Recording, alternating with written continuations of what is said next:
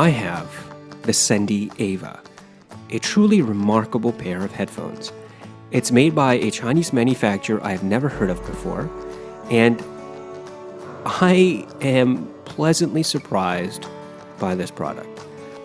Let's do a quick unboxing, and I hope that you will also be convinced that this is, in fact, remarkable. The thing about the Sendy Aivas is that the company is trying to market this, from what I understand, towards hi-fi audiophile listening. And it's supposed to compete with the HD 700 and 800 series from Sennheiser. Well, does it? Yes. In fact, I love these headphones, if you can't tell. I've already tested them out, and I'm wearing them right now, and they're great. Now to the unboxing. The box for the unboxing could be better. It's a very flimsy box. It's got a very big sticker on the back, very shiny, that demonstrates how the headphones are put together and why the company decided to do some of the things that it did. All marketing stuff that doesn't really matter.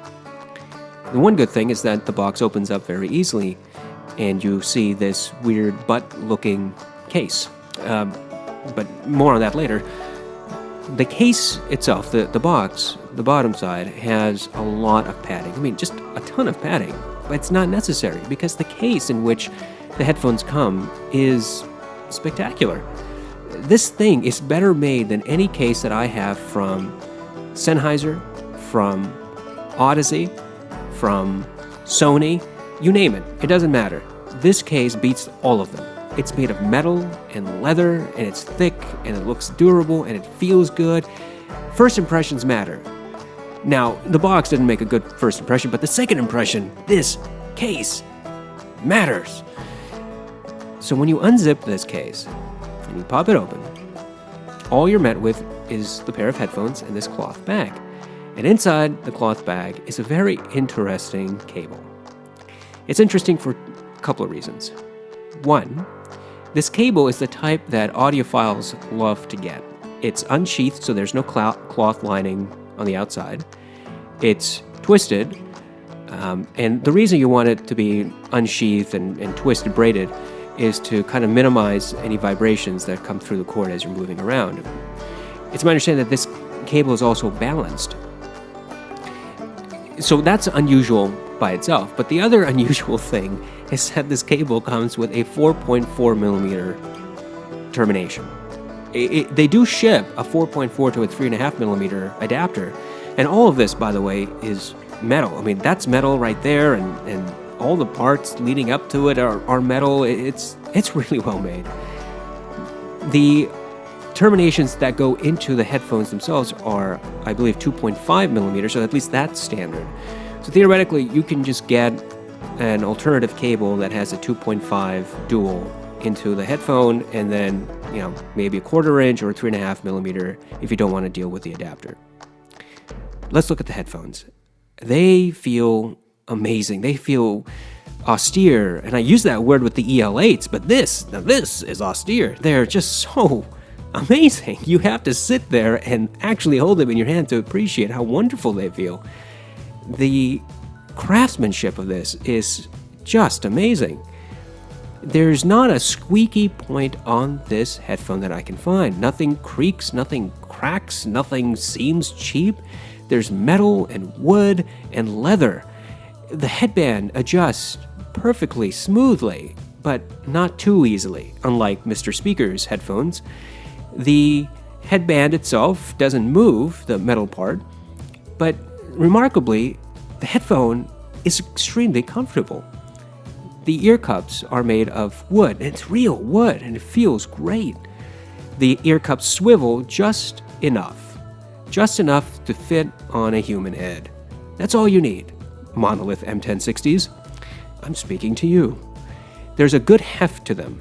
They're not overly weighty, but they do imply that you have in your hand a luxury set of cans.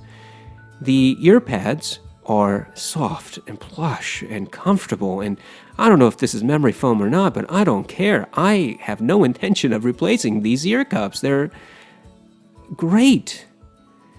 I don't know if I've ever had a pair of headphones that have been as comfortable as these. Everything here is suited. It's suited to every other piece on this pair of headphones. Now, on the back of that box, it says that this pair of headphones was handmade. I believe it. After holding it in my hand and putting it on my head, I would buy that. So let's try to play some music. Now, I'm wearing the Sendys right now while I'm recording this voiceover, and this headphone is very, very comfortable for me. There is a weight to it for sure, but it's not overly weighty.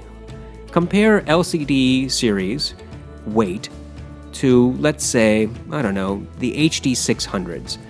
This probably lands above the HD 600s in weight, but well below the LCD series, which is obviously shouldn't be a surprise.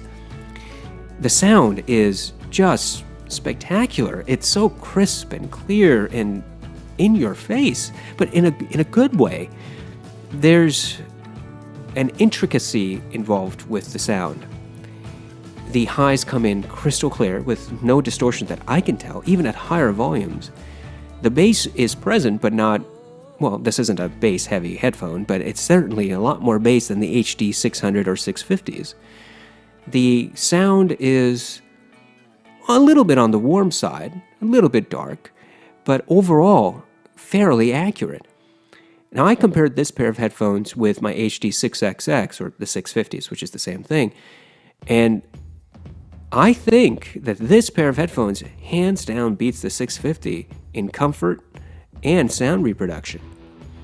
Now, I have no idea how these would compare to a 700 or 800, but compared to all my other headphones, this is pretty unique, not just in build quality, but in my opinion, also in sound.